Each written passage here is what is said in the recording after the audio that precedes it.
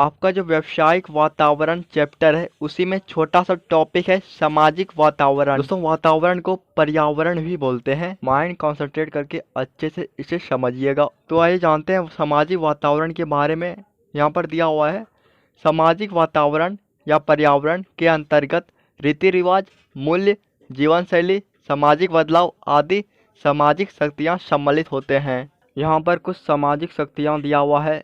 कौन कौन सी शक्तियाँ हैं? तो रीति रिवाज है, मूल्य है, जीवन शैली है और सामाजिक बदलाव है।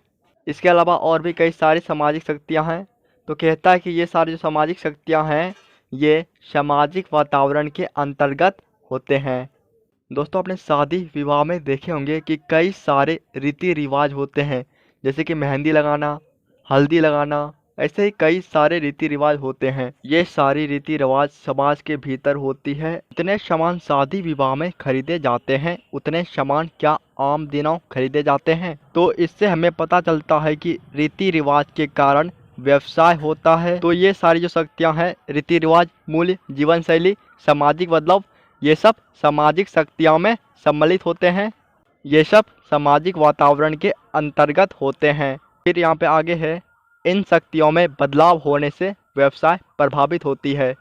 ये सारी जो सामाजिक शक्तियाँ दिया हुआ है, इन शक्तियों में बदलाव होने से व्यवसाय क्या होता है? प्रभावित होता है। फिर आगे है इन शक्तियों के कारण जहाँ व्यवसाय को विभिन्न अवसर मिलती है वहाँ खतरे भी होते हैं।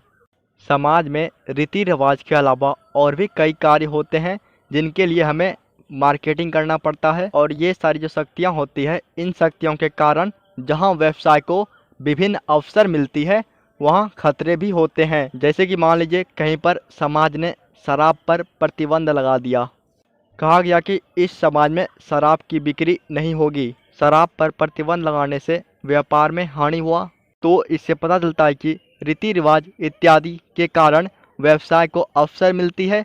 वहीं कई प्रोडक्ट पर प्रतिबंध लगा देने से व्यवसाय में खतरे भी होते हैं। अब आगे देखते हैं। अगर अब तक आपको याद नहीं हुआ है तो पूरा वीडियो देखना, आपको याद हो जाएगा।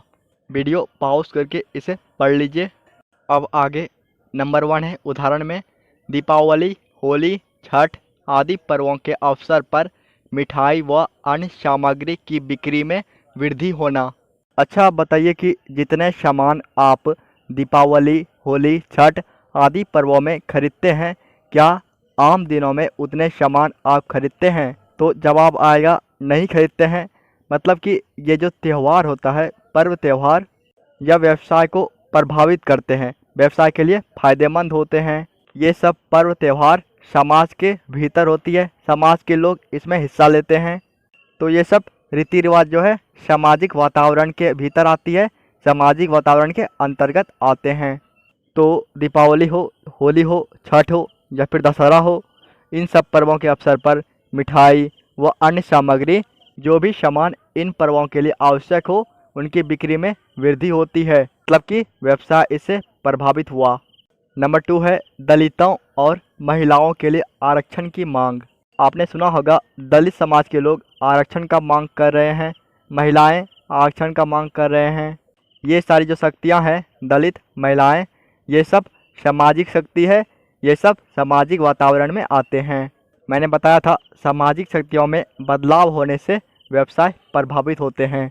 यहाँ पर अगर आरक्षण मिल जाएगा दलितों को, महिलाओं को, दोस्तों मैं यहाँ पर आपको समझा रहा हूँ, मैं ये नहीं कह रहा हूँ कि मैं आरक्षण के खिलाफ हूँ या फिर आरक्षण के सपोर्ट में हूँ। मेरा इरादा किसी को भावनात्मक ठेस पहुँचाना नहीं है। तो यहाँ पर जो है उसे पढ़ते हैं।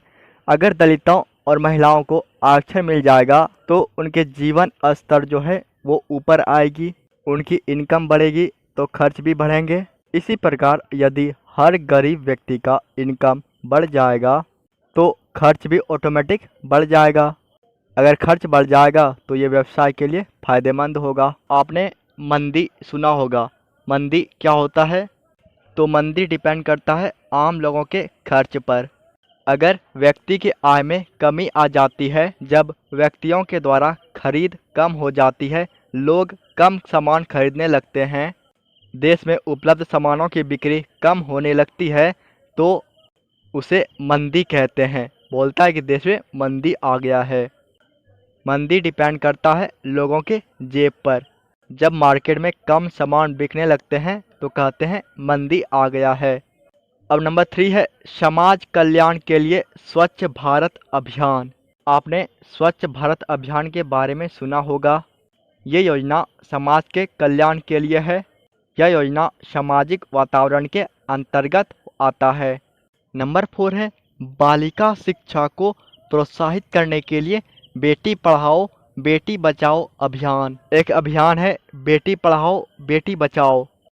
ये योजना बालिका शिक्षा को प्रोत्साहित करने के लिए है और ये योजना जो है सामाजिक वातावरण के अंतर्गत आता है।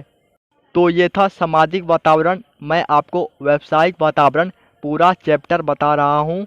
इससे पहले आर्थिक वातावरण क्या है, व्यावसायिक वातावरण का महत्व, व्यावसायिक वातावरण का विशेषता, घटक, इन सब के बारे में बता चुका हूँ। इसके बाद अगला जो टॉपिक होगा व्यावसायिक वातावरण का, उसको मैं बताऊँगा। आप प्लेलिस्ट में जाके सारे वीडियो देख सकते हैं। इससे भी पहले मैं ऑडिट और अकाउंट के कई सारे क्वेश्चन का वीडियो अपलोड कर चुका हूँ। आप चैनल को सब्सक्राइब कर दीजिए ताकि आपके पास सारे वीडियो पहुँच जाए। And thank you.